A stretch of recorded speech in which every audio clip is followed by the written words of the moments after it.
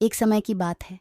एक सुंदर राजा महाराजा के राज्य में, जहाँ एक प्यारी सी राजकुमारी बसी थी। उसका नाम था आयशा। आयशा एक अनूठी और सुंदर राजकुमारी थी, जिसका दिल ईमानदारी, साहस और प्रेम से भरा हुआ था। आयशा के जन्म पर राज्य में एक धूमधाम सा जश्न हुआ। लोग खुशी से नाच रहे थे और हर कोने से मीठी खुशबू फैल रही थी। राजा और रानी, आयशा के माता पिता उससे बहुत प्यार करते थे। उनका चेहरा खुशी से चमक रहा था और वे समझ रहे थे कि आयशा उनके राज्य का अगला आदर्श बनेगी।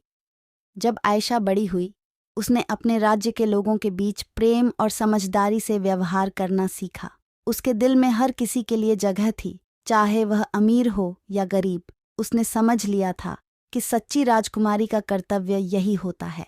एक दिन ऐसा समय आया जब राज्य को एक भयंकर आपदा का सामना करना था। एक शैतानी जादूगर ने राज्य पर अपना जादू छोड़ दिया, जिसके कारण लोग डर से कांप रहे थे।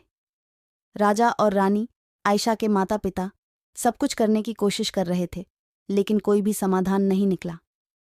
आयशा, जो एक समझदार और साहसी राजकुमारी थी, ने तय किया कि वह इस मुश्किल समय में अपने राज्य के लिए कुछ करेगी। उसने अपने घोड़े पर सवार होकर एक सुंदर राजाई ओढ़ ली और अंधेरी रात में जादूगर के किले तक पहुंच गई। जादूगर को देखकर आयशा ने उससे समझाया, हे भगवान के भंडार, आपकी शक्ति का इस्तेमाल बुराई के लिए कर रहे हैं आप। ये गलत है। आपको अपनी शक्ति का इस्तेमाल समझदारी और प्रेम के लिए करना चाहिए। जादूगर, जिसका दिल अंधेरों में छुपा हुआ था, आयशा के पवित्र प्रेम से स्पर्श होकर बदल गया। उसने अपनी बुराई को छोड़ दिया और राज्य में फिर से रोशनी भर दी। आयशा का साहस उसके दिल को छू लिया और वह एक नए इंसान बन गया। राज्य में फिर से खुशी का माहौल बना, लेकिन आयशा ने अपनी प्राप्तियों का अपने लिए नहीं, बल्कि अपने राज्य के लिए इस्तेमाल किया। उसने एक विद्यालय बनवाया, जहां हर कोई पढ़ाई और लेखन का अधिकार प्राप्त कर सकता था। आयशा ने समाज में सुधार करने के लिए भी कई योजनाएं बनाईं। उसने गरीबों को भोजन, वस्त्र और शिक्षा प्रदान करने के लिए एक संगठन शुरू किया।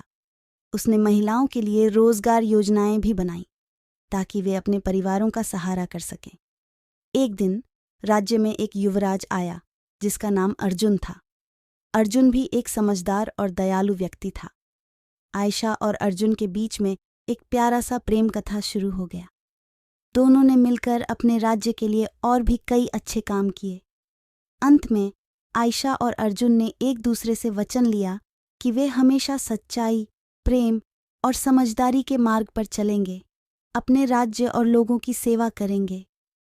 उनका प्रेम और सहयोग हमेशा राज्य के लोगों के दिलों में बना रहेगा और वे सदैव एक दूसरे का साथ देंगे, हर कठिनाई को साथ में पार करेंगे। इस प्रकार आयशा की प्रेम कथा एक सुंदर राज्य की नींव रख गई।